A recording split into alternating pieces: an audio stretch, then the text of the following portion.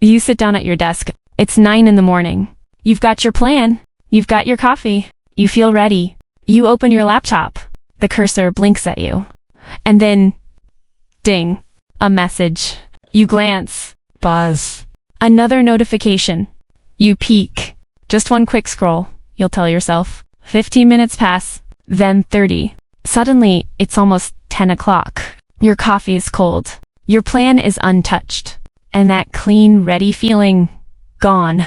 Instead, there's guilt, a familiar frustration, and somewhere in your mind, a quiet voice whispers, "Why am I like this? Why can't I just focus?" Let me tell you something clearly. You're not lazy. You're not weak. And you're definitely not broken. Your focus is being stolen every day. On purpose. By systems designed to capture your attention, not protect it. Welcome to Better Everyday Studio. I'm Alina. Today we're going deeper. We're not just talking about focus. We are exposing what's breaking it and rebuilding it step by step. Let's rewind for a moment. Think about how attention used to work. A few decades ago, if you sat down to write a letter or work on a project, the world didn't interrupt you. There was no ping. No buzz. No endless feed competing for your eyes. But today, we're living in what attention researchers call an attention economy. Your focus isn't just yours anymore, it's a resource. And some of the smartest engineers in the world are working to capture it. Here's what most people don't realize. Every time you switch tasks, your brain pays a toll. It's called attention residue. You've probably felt it. You answer a message to try to go back to work, but part of your mind is still on that message. You scroll through social media, return to your task, but your brain is still processing the last post you saw. You lose time. You lose energy, and you lose momentum. That's why you can sit at your desk for 8 hours, but only get 2 hours of real work done. The rest? It's friction, it's switching, and it's mental overhead. So if you've been blaming yourself for not having enough willpower, stop. This isn't a personal failure. It's a structural problem. Let's name the 3 main enemies of your focus. Because once you see them clearly, you can fight them. Enemy number 1, your phone. I want you to think about where your phone is right now. Is it within arm's reach? If it is, part of your brain is already monitoring it. That's called anticipatory attention. Even when you're not using it, your brain is ready for it. Notifications are designed to trigger a small hit of dopamine, the same chemical involved in anticipation and reward. Every buzz feels like an opportunity, but most of the time it's just noise. Enemy number 2, your environment. Your space is talking to you, whether you realize it or not. Clutter isn't just visual. It's cognitive. Every object on your desk, the unread book, the stack of papers, the water glass from yesterday, all of it requires microprocessing from your brain. It creates what neuroscientists call cognitive load. And the higher your load, the harder it is to focus. Enemy number 3, your own thoughts, unfinished tasks, unanswered emails, things you forgot to do. They sit in the background like open tabs on a browser. Psychologists call this Zeigarnik effect. Our brains are wired to remember unfinished tasks more than completed ones. So if your to-do list is a mess, your mind will be too. When you feel distracted, it's rarely random. It's structural. And once you understand the structure, you can change it. Here's why I'm spending time on this. We're living in an era where attention is the most valuable skill you can build. Not information, not talent, not even intelligence, because information is everywhere. But deep, sustained focus? That's rare. And it's getting rarer every year. If you can sit down and think deeply for just 1 hour a day, you gain an unfair advantage. You learn faster. You make better decisions. You produce higher quality work. But there's another reason this matters.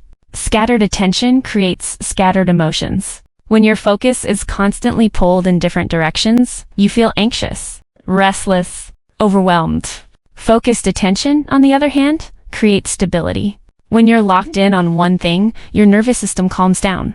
You feel grounded, capable, present. So this isn't just about productivity. It's about how you feel in your own life. Step 1. Take back control. Let's start with the biggest lever, Your phone. This is not complicated, but it does require intention. Today, I want you to do a reset. Go into your settings and turn off every notification that is not essential. Not kind of useful. Not nice to have. Essential. The kind of notification that would justify topping surgery for most people, that's calls from family. Everything else? It can wait. Next, when it's time to work, put your phone in another room. Not face down. Not silent mode. Another room? Why? Because distance changes the dynamic. When your phone is in another room, your brain stops monitoring it. That's reclaimed attention. Now, your space. Before every focused work session, do a 5-second reset. Clear your desk. Remove anything that isn't needed for the task in front of you. A clean workspace sends a clear signal to your brain. We're working now. Then, your mind? This is the step most people skip. Before you begin, take a notebook. Write down everything that's pulling at you. The email you forgot to send. The thing you're worried about. The idea you don't want to lose. No structure. No perfection. Just release it. This tells your brain, I've captured this. You don't have to hold it anymore. Suddenly, you have mental space again. Step 2. Train focus like a skill. Now we build.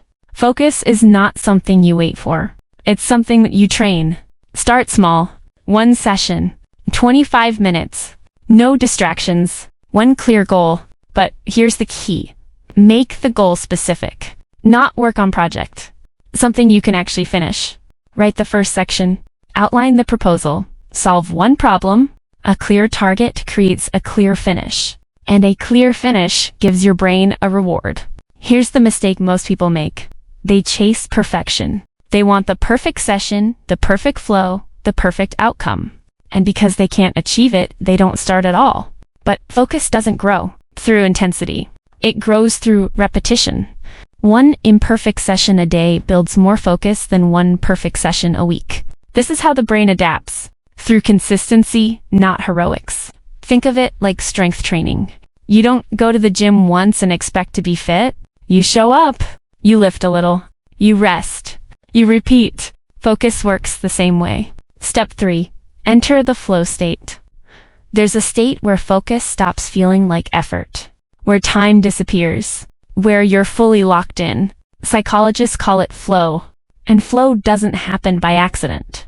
It follows conditions. You need a clear goal. You need immediate feedback. And the task needs to be challenging, but not overwhelming. Right at the edge of your ability. When those 3 conditions are met, your brain releases a mix of neurochemicals, dopamine, norepinephrine, and anandamide, that make focus feel natural, even enjoyable. If you want to reach flow more often, don't just consume information. Create something. Right. Build. Practice. Active creation pulls you in deeper than passive consumption ever can. One more thing. Most focus advice ignores your biology. But if you're tired, no system will save you. Sleep is not optional. It's foundational. When you're sleep deprived, your prefrontal cortex, the part of your brain responsible for focus, starts to slow down. So protect your rest like it's part of your strategy. Because it is. And if your energy drops during the day, don't push through. Take a short reset. A walk. A few minutes of stillness. Even 5 minutes can restore your ability to focus. Let's simplify everything into one clear path. First, remove distractions. Clean your phone. Clean your space. Clear your mind. Second, build a daily focus habit. Start with 1 short session. Same time, same place. Make the goal small enough that you can't fail. Third, expand. Add a 2nd session. Go deeper into one skill. Track your sessions not perfectly, just consistently. That's it. That's the structure. Focus isn't something you force. It comes back when you remove what's in the way and train it 1 session at a time. You were never lazy. Your attention was just being pulled in too many directions. Now, you know how to take it back. I'm Alina, and this is Better Everyday Studio. If this episode helped you, stay with me. We're building something powerful here. One small step. Every day.